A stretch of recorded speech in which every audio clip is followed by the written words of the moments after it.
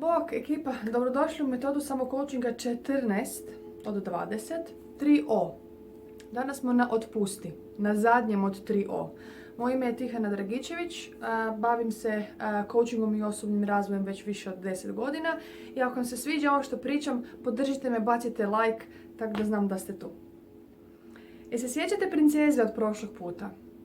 Ona je uspjela oprostiti samoj sebi, samo to ne znači da je oprostom odbacila stvari koje je muče. One su još uvijek tu, kao vreća od 100 kila na leđima.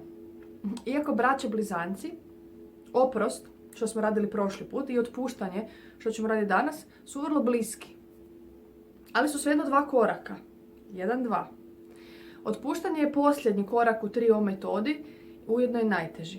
Jer ne želimo pustiti ono što smo godinama čvrsto držali.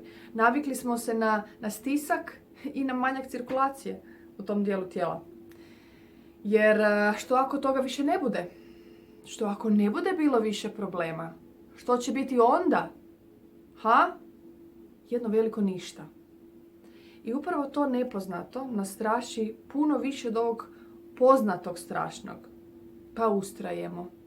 I postajemo sve truliji i truliji. Baš truliji.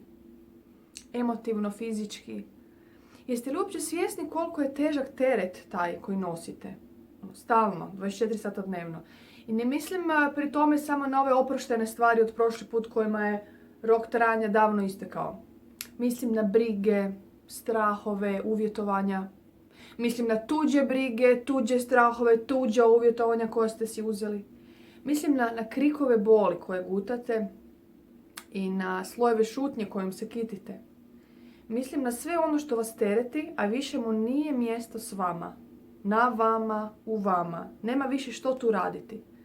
Kako mora da ste zapravo smoždani od navlačenja tog tereta svuda uokolo.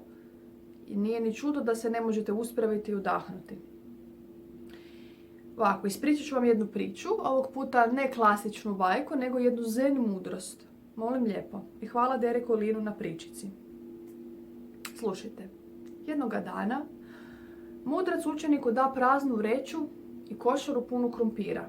Kaže, razmisli o svim ljudima koji su rekli ili učinili nešto protiv tebe, posebno onima kojim ne možeš oprostiti, koji su ti se zamjerili, negativnosti.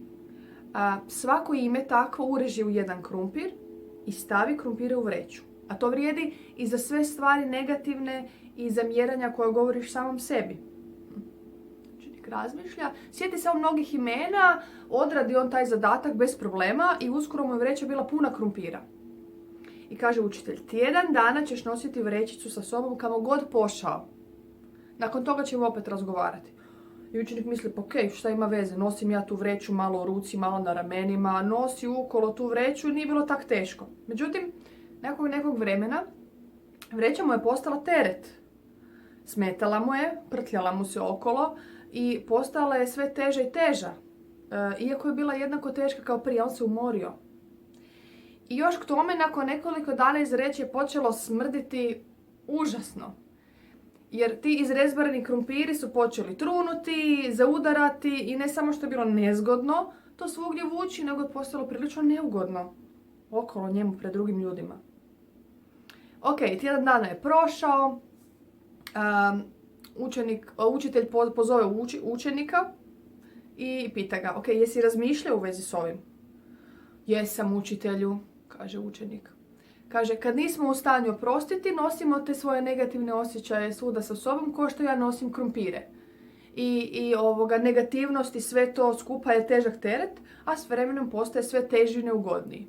Mislim, fantastično. Da, upravo to nam se događa kad nam se neko zamjeri, tako da to ne možemo zaboraviti. I sad pita ga, ok, i što misliš kako možemo olakšati taj teret?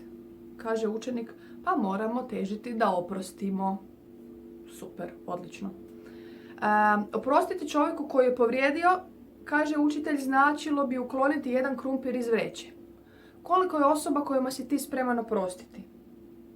Kaže učenik, dosta sam ja o tome razmišljao, moram priznati, premda je to od mene zahtjeva priličan napor, a ja sam odlučio svima oprostiti. Odlično. Znači da možemo izvaditi sve krumpire. Kaže još učitelj, a jel ovaj tjedan, jel se još neko ogriješio od tebe? Učenik je malo razmišljao, onda je priznao da je bilo takvih, ali ga je na trenutak ulovio strah da će se opet njegova taman prazna vreća napuniti krumpirima. I onda kaže, učitelju, ako nastavimo ovako, neće li u mojoj vreći svaki tjedan biti nekakvih krumpira koji će trunut?